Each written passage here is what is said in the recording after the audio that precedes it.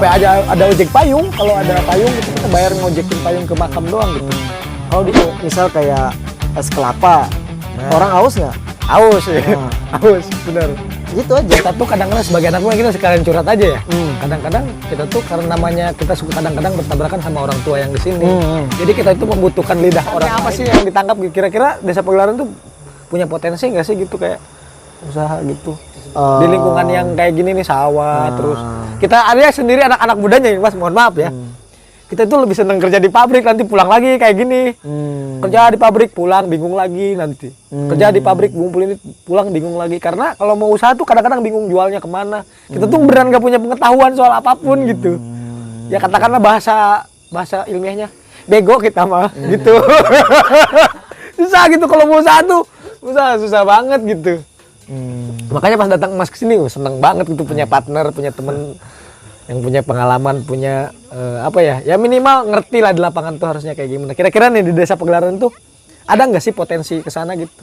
Ngelihat dari lingkungannya gitu. Ngomongin pagelaran ya? Iya, Pagelaran nih, Desa Pagelaran. Sebetulnya setiap desa tuh punya potensinya masing-masing, uniknya masing-masing gitu ya. Saya ambil case ya. Di Malang itu dulu tuh ada kampung kumuh banget. Di Malang. Di Malang. Ini. Mungkin pernah dengar Jodipan? Pernah. Kampung warna-warni. Ya kalau kampung warna-warni pernah ke sana saya, pernah main sana. Nah, itu kan dulu kampung apa namanya? Kampung kumuh pokoknya, tempat pembuangan sampah kayak gitu banyak lah. Ya nama itu pinggir kali gitu. Iya, benar. Ada mahasiswa UB atau mahasiswa mana gitu. KKN atau pokoknya penelitian apa, dia rubah jadi kampung warna-warni. Ya dicatin gitu ya, gentengnya. Itu aja, itu kan nggak ada kayak pantai. Nggak ada pantai kan? Iya. Nggak ada air terjun, nggak ada apa tanah gitu. Cuma sungai aja kan situ lewat. Iya sih. Kalau kita berkaca ke kampung tersebut, kita bandingkan dengan Pagelaran. Iya sih. Mohon maaf ya. Tempat saya aja nggak punya pantai gitu. Saya harus 6 jam dulu dari tempat saya, dari Palembang ke Lampung buat temu pantai gitu. Di sini cuma setengah. Iya. Iya juga ya. Itu kan potensi. Iya sih. Ada curug juga di sini. Iya.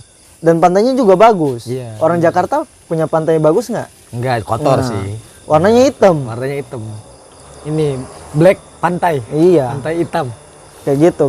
Kalau kita ngomongin potensi gitu, ya? Itu baru satu loh. Iya bener banget. Itu baru satu.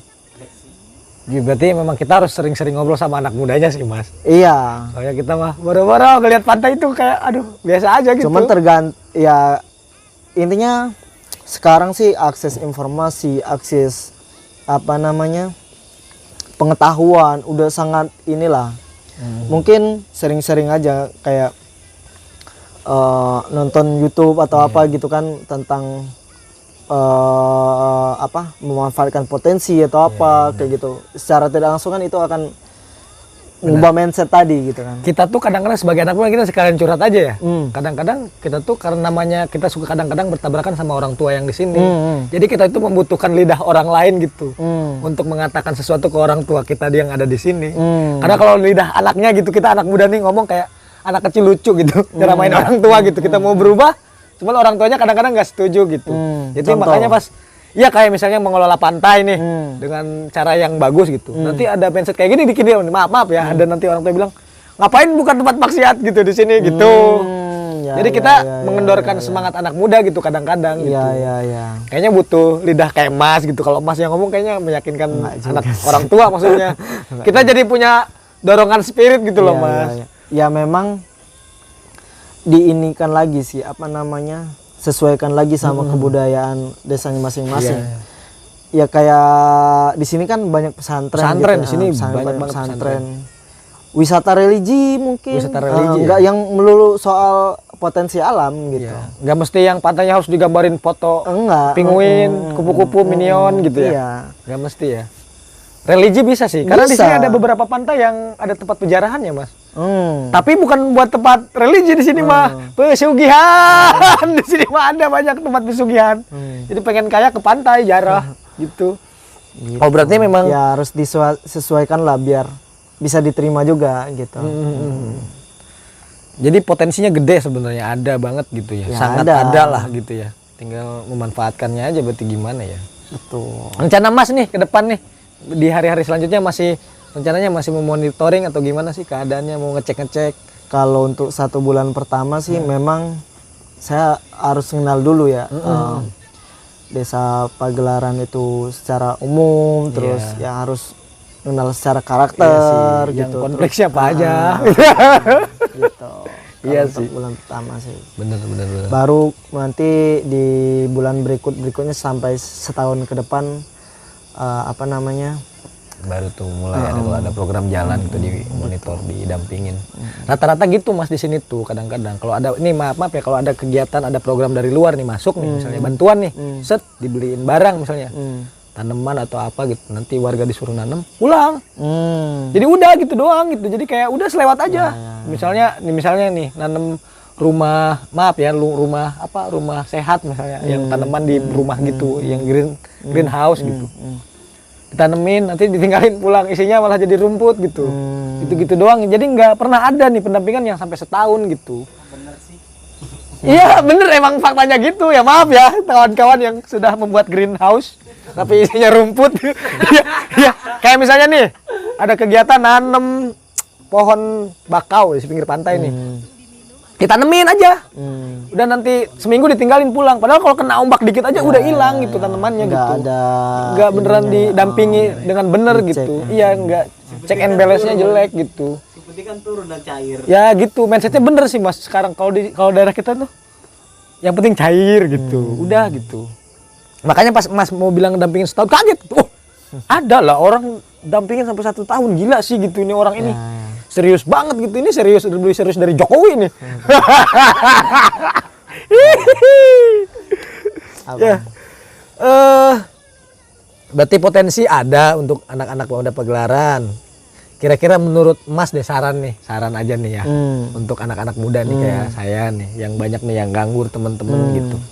Sarannya apa sih? Kadang-kadang kita terbentur sama yang namanya modal sih Mas. Mau usaha nggak berani, karena kalau udah nggak punya modal dan takut rugi, akhirnya nggak berani gitu ngelakuin usaha itu. Ya tadi saya cerita nih, anak-anak nanam bonsai di sini, dan nanam, terus udah nanam bingung, ini dijualnya kemana gitu. Udah jadi tinggalin lagi gitu, jadi kendor lagi gitu. Berangkat lagi ke Tangerang, kuli, pulang jualan obat kan, terus ngobat mabuk gitu aja siklusnya. Jadi saran buat kita nih, nih. Obat apa? Biar nggak mabuk tramadol. apa sih gitu saran? Ide usaha ya. Sebetulnya saya lihat di sini banyak juga kelapa kan. Ya, kelapa ya. Ya mungkin bisa dimulai dari yang sekitar sih, yang memang betul bisa dimulai dengan cepat dan modalnya juga minim gitu. Bisa kayak hasil alam gitu, yang pasarnya tuh ada. Kelapa, jadi jangan kita kalau berbicara menciptakan produk baru nih ya, itu kan pasarnya masih abu-abu. Iya. Ya, misal ya. Bonsai Ya, kan. Abu-abu kan. Abu-abu kita nggak ngerti sebenarnya. Ya udah, misal kayak es kelapa. Nah. Orang haus nggak? Aus ya. Nah. Aus, bener. Gitu aja Iya, bener sebetulnya. sih. Bisa Es kelapa dimulai ya. dari yang pasarnya udah jelas. Gitu. Iya bener. Untuk usaha. Jangan malu. Nah itu menumbuhkan mentalitas keberaniannya itu loh Mas. Jangan malu. Anak Kalau malu nyoba, Iya ya sih. udah kayak stagnan aja. Berarti ya teman-teman pengangguran, hei, siap-siap kita besok jualan kelapa muda bos. Tiap sore kita makan kelapa muda di sini Mas. Nah iya itu. Iya, maksudnya kalau dipikir dijual ini bisa 10.000, 15.000 kan Iya. satu ini sama gula merah kan, seger banget gitu. Ditambah kan kalau kelapa di pinggir pantai kan lebih manis katanya.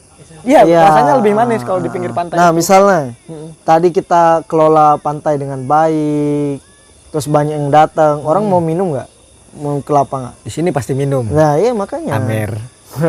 Enggak, di sini pasti mau minum sih. Iya. Kelapa. Artinya kan tadi misal nilai jualnya ibarat kata misal kalau di sini gitu kan. Iya, benar. cuma 2.000 gitu atau Ya, 3.000 3.000 gitu. paling Ah. gitu. Kita bawa ke pantai bisa jadi 5.000. 5.000. Gitu.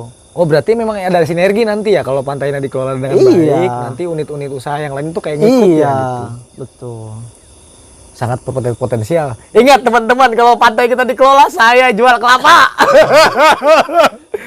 Jangan lupa beli kelapa di bisa spot dimulai dari hal ya bisa dilihat Iya, dari iya. sekitar-sekitar lah yang memang pasarnya nggak abu-abu dan risikonya juga minim gitu untuk yang awal-awal ya. Maksudnya kalau belum siap latih mental aja dulu, latih mental. Soalnya kalau di sini mah rata-rata ngambil kelapanya yang udah tua, anak-anak mudanya. Jadi dijual ke penampung kelapa gitu, buat ngerokok udah gitu. Nanti nyari lagi yang tua. Pokoknya. Jadi nggak ada kepikiran tuh untuk. Jadi pikirannya sebatas hari ini aja udah gitu, Mas. Ya. Yang penting ngerokok hari ini ada, aman, udah selesai gitu. Jadi nggak pernah mikirin ke depan nanti kayak gimana gitu, punya bisa berjakat sama orang kayak tadi tuh, Mas. Gitu. Ya. Jadi harus berani memulai ya, Masnya berarti ya. Iya. Dan saya kalau nggak mulai nggak sampai sini juga. Iya, dan ada orang ini guys, tenang, kita bisa ngobrol nih. Jadi kalian tuh bisa memulai dan kita bisa ngobrol langsung sama Mas Ahmad ini ya. Kalau kebingungan atau apa, nanti bisa didampingi ya. Kita sama-sama belajar lah. Enggak lah, saya belajar banyak sih. Enggak, kita sama-sama belajar. Ya enggak? enggak. Kita belajar loh ke Mas ini, sumpah. Oke deh Mas, mungkin kita akhiri dulu pembicaraan kita. Siap. Terakhir deh pesan untuk anak-anak muda di sini. Apa aja lah, mau quotes, mau tiba-tiba saya belum punya istri, terserah deh. Silahkan. Terakhir.